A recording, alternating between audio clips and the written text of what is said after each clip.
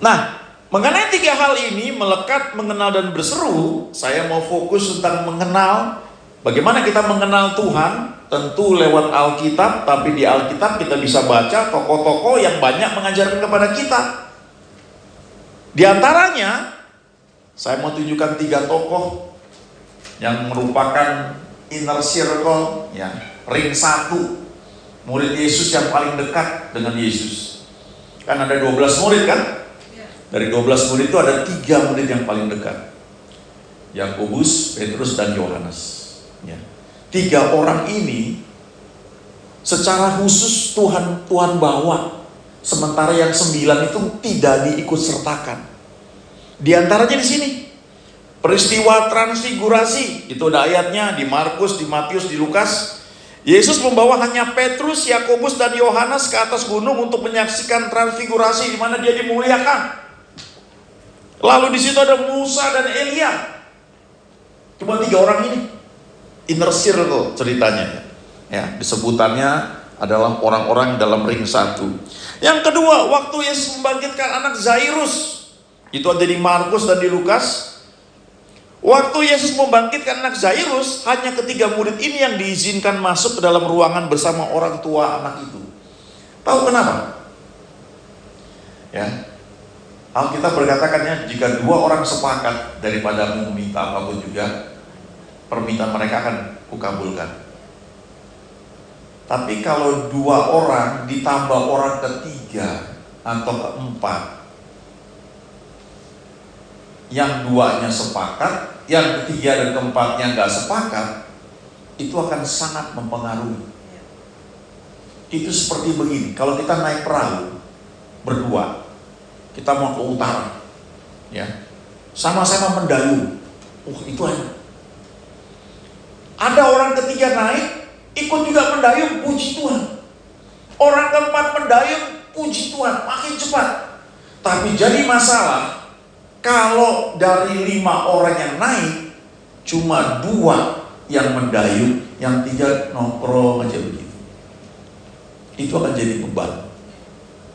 Yang lebih parah, yang 2 mendayung ke utara, yang 3 mendayung, ada yang ke timur, ada yang ke barat, ada yang ke selatan, itu perahunya ada nggak bergerak. Itu sebabnya waktu mau bangkitkan anak Zairus, yang dibawain cuma 3 orang. Karena 3 orang inilah yang melihat Yesus dimuliakan. Makanya kalau doa untuk sesuatu yang urgent, penting, perhatikan rekan doa kita itu siapa. Gak bisa kita ngajak sembarangan, malah nanti hasilnya tidak seperti yang diharapkan. Yang ketiga, di Taman Getsemani, ya, itu juga 3 orang ini, Petrus, Yakobus, dan Yohanes. Jadi 3 orang ini spesial. Nah, sekarang kita lihat berikutnya, ya, the inner circle ini. Petrus itu menjadi pemimpin utama di antara para rasul dan memainkan peran besar dalam menyebarkan Injil. Sementara Yakobus, anak Zebedeus, menjadi martir pertama di antara para rasul, yaitu Kisah Rasul 12 ayat 2. Ya, ada juga nanti nama Yakobus yang lain, termasuk Yakobus juga saudaranya Yesus, ya. Tapi ini adalah Yakobus anak Zebedeus yang dipenggal kepalanya. Di Kisah Rasul itu ada, ya. Lalu yang ketiga, Yohanes. Yohanes menjadi satu-satunya murid yang tidak mati sebagai martir dan menulis Injil Yohanes, 3 surat Yohanes, dan kitab Wahyu. Dari 3 orang ini kita bisa belajar. Yakobus kita nggak bahas karena dia cuma sebentar, dia menjadi martir pertama. Tapi yang saya mau tunjukkan adalah tentang Petrus dan Yohanes.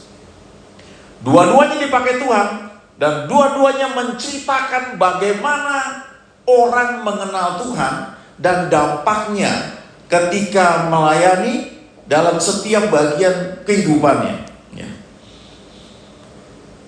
Yang pertama, Petrus, Yohanes 21 ayat 15 sampai dengan 18. Ya. Ini cerita waktu Yesus sudah bangkit, kemudian murid-murid cari ikan, tidak dapat ikan, lalu Yesus menampakkan diri di pantai, dan dia bilang, tebarkan jala di sebelah kanan perahu. Waktu mereka tebarkan, langsung banyak ikan ditangkap. 153 ekor jumlahnya. Lalu mereka makan. Setelah makan, lalu Yesus tanya kepada Simon Petrus di ayat 15.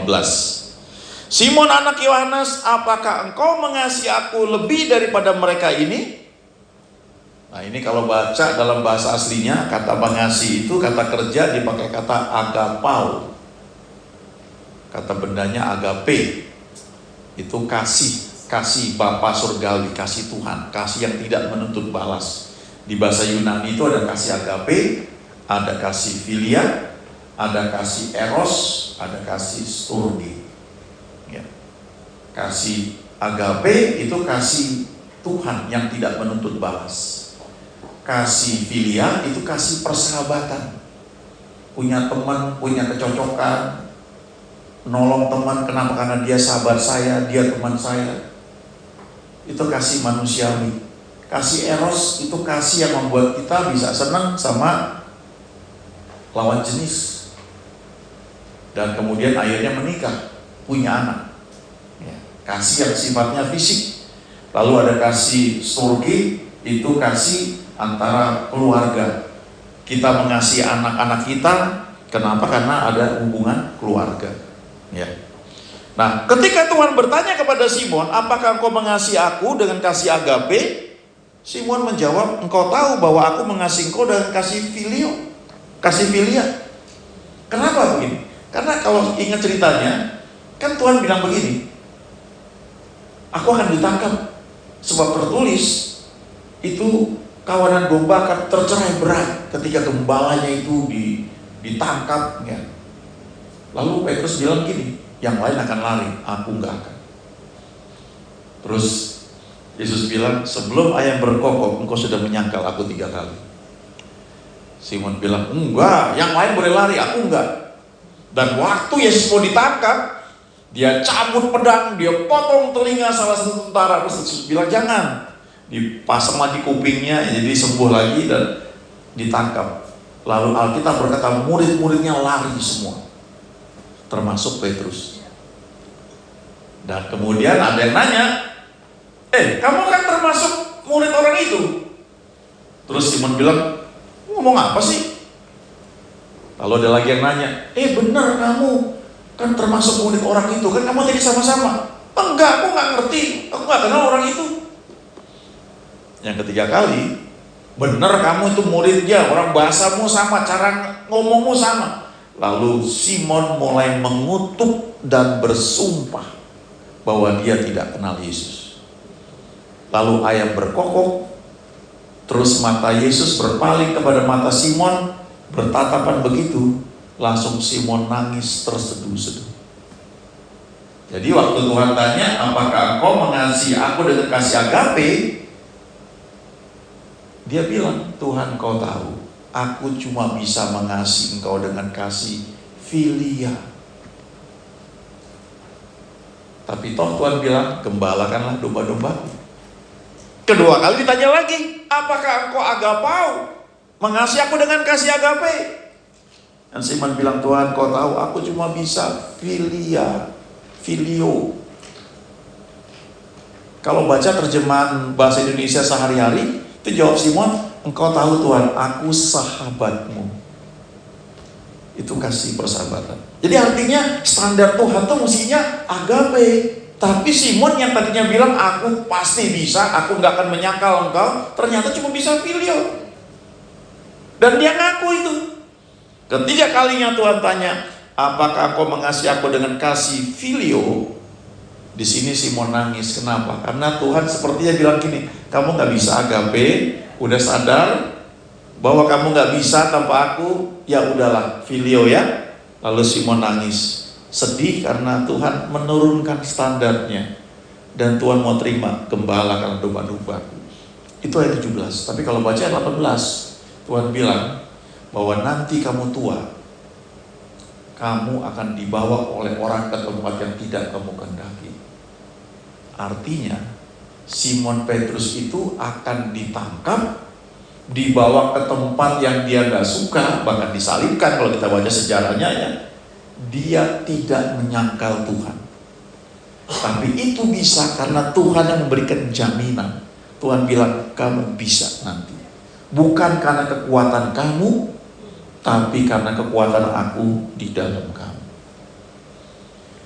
Nah, di sini kita banyak orang Kristen, kita semangat melayani, nggak salah. Tuhan tetap menghargai, Tuhan senang. Tapi ketika kita makin bertumbuh, kita akan ngerti bahwa di luar Tuhan kita tidak bisa berbuat apa-apa. Kita kira kita kuat, tapi pada titik tertentu kita ngerti kalau nggak Tuhan tolong, nggak bisa. Nah, Simon perlu ngalami, karena dia merasa, oh yang lain boleh lari, aku nggak akan lari. Tapi Tuhan bilang, sebelum yang berkokok, akan terbukti kau menyangkal aku 3 kali. Itu untuk menunjukkan bahwa di luar aku, kamu tidak bisa berbuat apa-apa. Itu Yohanes 15, Tuhan ngajarin seperti itu. Sekarang kita lihat arti nama dulu ya. Nama Peter atau Petrus berasal dari bahasa Yunani, Petros, yang berarti batu atau karang. Nama ini diberikan oleh Yesus kepada muridnya Simon dalam Matius 16 ayat 18. Aku berkata kepadamu, engkau adalah Petrus, dan di atas batu karang ini aku akan mendirikan jemaatku, dan alam maut tidak akan menguasainya. Ya, kalau yang pergi ke Israel, ini ada patungnya, patung Simon Petrus bawa kunci, ya. Kemudian ada tulisan ayat ini. Dalam bahasa Arab, nama yang diberikan Yesus adalah Kefa, yang juga berarti batu atau karang. Dari situlah nama Kefas muncul dalam beberapa bagian perjanjian baru.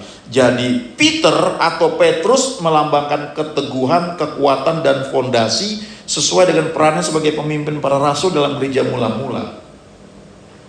Di sisi lain, nama ini bukan berarti salah nama Petrus, bukan ya. Ini kita belajar apa yang Petrus punya. Dia tanpa sadar merasa kekuatan dia cukup untuk bisa melayani Tuhan. Makanya dia bilang, yang lain lari, aku pasti enggak. Aku jalan di atas air kok. Aku lihat Yesus dimuliakan. Ini orang yang paling cepat bereaksi. Tapi tanpa sadar, pakai kekuatan sendiri. Itu Petrus. Sekarang bagaimana Yohanes? Nah, slide berikutnya nih ya.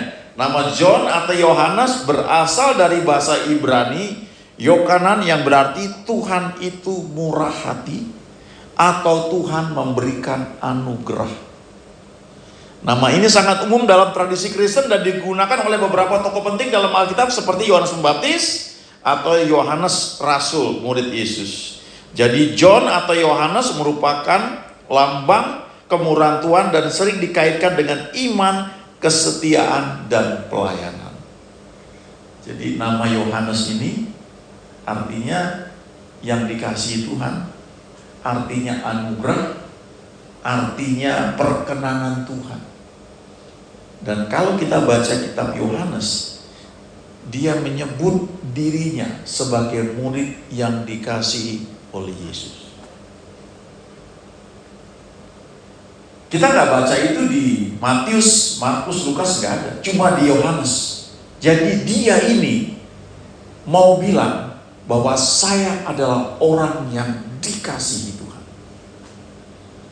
Dan karena perkataannya itu, dia menikmati kasih Tuhan. Mungkin lebih dari yang lain. Bukan karena Tuhan itu lebih mengasihi dia, bukan. Tapi kesadaran Yohanes itu sebagai murid yang dia bilang paling dikasihi Tuhan atau dikasihi Tuhan, membuat dia nyedot banyak dari Tuhan. Dan itu membuat dia beda dengan Petrus. Satu-satunya murid yang ada waktu Yesus disalibkan itu adalah Yohanes. Siapa itu Yohanes? Orang yang bergantung kepada kasih karunia atau kasih Tuhan. Orang yang menyadari bahwa Tuhan mengasihi dia. Bukan orang yang dengan kemampuan sendiri, aku mau mengasihi Tuhan, aku mau terus melayani dia. Itu gak salah. Tapi seringkali tanpa kita sadari, itu muncul dari kekuatan kita, bukan dari Tuhan. Dan Yohanes mencatat dengan jelas, Yohanes 15. ketika Tuhan berkata tentang pokok anggur yang benar, Dia bilang, tinggallah di dalam aku di dalam kamu, supaya kamu berbuah banyak. Nempellah sama aku, melekatlah kepadaku. Izinkan Roh Kudus mengajar engkau tentang aku, mengajar pribadiku, mengenal nama-namaku, dan selanjutnya engkau bertindak oleh karena engkau melekat kepadaku dan ada pewahyuan yang kau terima dari Roh Kudus. Dan itu hasilnya akan powerful sekali. Satu-satunya murid yang tidak mati sebagai martir itu Yohanes. Dia pernah digoreng, dimasukkan dalam minyak panas, tidak mati. Dibuang ke Pulau Patmos, malah dapat pewahyuan. Dia meninggal karena usia yang lanjut sekali. Siapa itu Yohanes? Orang yang mengandalkan kasih Tuhan kepada dirinya, bukan mengandalkan kasih dirinya kepada Tuhan. Dulu waktu saya baru punya anak pertama, ya, itu berkesan sekali pengalaman itu ya. Kan anak ketika apalagi anak pertama ya, mulai belajar jalan tuh kita seneng sekali ngeliatnya. Nah saya pegangin tangannya. Kalau dulu seingat saya ya jatuh bangun lah saya belajar jalan. Tapi anak saya setahu saya nggak pernah, karena setiap jalan saya pegang. Saya kasih tunjuk saya begini, nanti dia pegang nih, ya, ketika jalan. Tapi nggak hanya dia pegang gini, tangan saya mencengkeram pergelangannya gitu, pegang begini. Jadi waktu dia jalan, kadang-kadang kan kesandung, ya, mau jatuh, tapi karena saya cengkeram tangannya, nggak bisa jatuh. Lalu Tuhan itu ngomong sama saya nggak lupa ya, jangan andalkan kekuatanmu untuk mengikut aku, tapi minta aku yang mencengkeram engkau, sehingga engkau selalu aman. Petrus sama Yohanes itu menunjukkan dua pola pengenalan orang akan Tuhan. Petrus itu mewakili orang yang semangat berapi-api, nggak salah. Tapi kalau tidak hati-hati, itu pakai kekuatan sendiri. Maksudnya baik, tapi nggak akan pernah bisa. Di luar Tuhan kamu tidak bisa berbuat apa-apa. Abraham sudah dijanjikan kamu akan menjadi bapa banyak bangsa, kamu akan punya anak kandung. Tapi setelah sekian lama tidak punya anak juga. Timbul ide baik dari manusia, dari istrinya sendiri. Kawinlah dengan Hagar. Aku ini yang pilih, supaya dia punya anak untuk aku. Abraham tidak doa lagi, tanya Tuhan. Itu yang bagus. Langsung kawin, kemudian hamil Hagar, lalu Hagar langsung anggap rendah nyonyanya. Wah, tadinya pembantu, ya begitu kawin sama Tuhan, terus langsung hamil, langsung anggap rendah nyonyanya. Oh, tersinggunglah nyonya Sarah itu. Ya, kemudian ditindas, Sarah lari, ketemu malaikat Tuhan bilang balik aja, ya, biarkan dirimu ditindas. Karena anak nanti yang kamu kandung akan menjadi bangsa yang besar juga. Tapi kalau kita baca waktu Ismail lahir, Tuhan gak berfirman selama 13 tahun. Itu menurut saya masa yang menyedihkan. 13 tahun gak ada firman. Dan ketika Tuhan menampakkan diri, umur Abraham 99, kalimat pertama yang dia bilang apa? Akulah El Shaddai, Tuhan yang Maha Kuasa. Hiduplah di hadapanku dengan tidak bercela. Artinya yang kamu lakukan ini sampai Ismail lahir itu celah di hadapanku. Baik, tujuannya baik, tapi lahir dari kekuatan manusia. Di hadapan Tuhan itu celah. Langsung Tuhan berkata, sunat. Apa itu sunat? Membuang celah Mesir. Setelah disunat, Abraham bisa punya anak lagi. Tapi setelah disunat, celah Mesirnya dibuang. Baru lahirlah Ishak, anak perjanjian. Dan waktu Ishak lahir, nama Ishak artinya tertawa. Sarah tertawa. Kok bisa ya? Kok bisa ya punya anak? Kok bisa menyusui itu? Kok bisa sih? Itu bedanya. Ketika kita melayani, Tuhan bekerja, kita kagum, terpesona, terus menertawakan diri sendiri. Kok bisa ya? Tuhan nggak masuk akal ya? Tapi kalau kagak, wah itu karena gua kan. Itu karena gua yang doa. Kalau gua nggak doa mana bisa. Itu tipis loh antara Ismail dan Ishak. Dan dua-duanya diberkati karena anak Abraham. Walaupun yang satu seperti keledai liar. Dan Tuhan bilang, aku akan memberkati juga karena dia anakmu.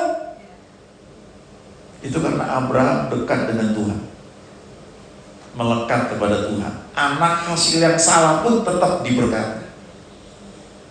Tapi Tuhan bilang, perjanjianku aku buat dengan Ishak, supaya tidak seorang pun bisa bermegah. Waktu kita kenal Tuhan, ya, makin dalam kita kenal Dia, kita semakin sadar bahwa kehidupan Kristen itu sebenarnya simpel. Nempellah sama Dia. Serahkan kekhawatiran apapun itu, bawa kepada Dia. Kita tuh diajar, iman itu muncul waktu kita mendengar Dia bicara. Waktu kita bergaul dengan Dia, kita dengar, lalu muncul iman. Dan Paulus bilang, segala sesuatu yang kamu lakukan tanpa iman itu dosa, walaupun itu baik. Tetap bisa dipakai Tuhan, sebab kehendak Tuhan kan ada yang baik, ada yang berkenan, dan ada yang sempurna. Pelayanan juga begitu. Butuh waktu memang mungkin mencerna ini, tapi buat saya pikir memang luar biasa. Ada lagu yang dulu terkenal, Yesus Tuhan dan Allah kami, Engkau layak menerima pujian, hormat dan kuasa, sebab Kau telah ciptakan segalanya. Oleh karena kehendak-Mu, semuanya itu telah ada dan diciptakan untuk kemuliaan-Mu. Terpujilah Tuhan. Itu dari Wahyu 4 ayat 11. Itu kalau bahasa Inggrisnya, oleh karena kehendak-Mu. Itu terjemahan bahasa Inggrisnya gini, oleh karena untuk kesenangan Tuhan kita itu diciptakan. For thy own pleasure. Kita itu diciptakan pertama-tama untuk bergaul dengan Tuhan, untuk menjadi kesenangan Tuhan. Makanya waktu manusia jatuh dalam dosa, Tuhan cari, di manakah engkau? Lalu setelah itu, baru karena kita bergaul dengan Dia, ada lahir pelayanan. Makanya di Yohanes 17 ayat 3 dikatakan begini, inilah hidup yang kekal itu, yaitu mereka mengenal Engkau satu-satunya Allah yang benar. Kata mengenal itu ginosko. Ginosko itu kata yang dipakai juga tentang hubungan intim antara suami dengan istri. Karena suami dengan istri berhubungan intim, istrinya hamil. Kok bisa hamil? Karena berhubungan intim. Kita mengenal Tuhan begitu rupa dalam keintiman, makanya Tuhan mewahyukan buat kita banyak hal, termasuk kita itu dibuat menjadi dalam tanda kutip hamil untuk pelayanan. Pelayanan yang lahir karena kita bergaul dengan Tuhan, bukan kreasi manusia. Tentu diperlukan kreasi kita, tapi itu muncul karena kita bergaul dengan Tuhan. Slide terakhir, ini dia John, the beloved disciple. Ya, Yohanes murid yang dikasihi Yesus. Yohanes 1 ayat 16, karena dari kepenuhannya kita semua telah menerima kasih karunia demi kasih karunia. Kalau kita terus membangun hubungan dengan Tuhan, kepenuhan Yesus dalam hidup kita itu membuat kita menerima grace upon grace. Kasih karunia demi kasih karunia terus. Buat pelayanan, buat bisnis, buat berkeluarga, buat menikmati berkat, termasuk kekayaan. Bahasa Inggrisnya bilang lewat kepenuhannya super abundance, ya, melimpah dari anugerahnya itu. dan kebenaran. Kita semua terima grace upon grace, ya. Berkat rohani demi berkat rohani, favor upon favor, perkenanan demi perkenanan, dan karunia. Amin. Yuk kita berdoa ya.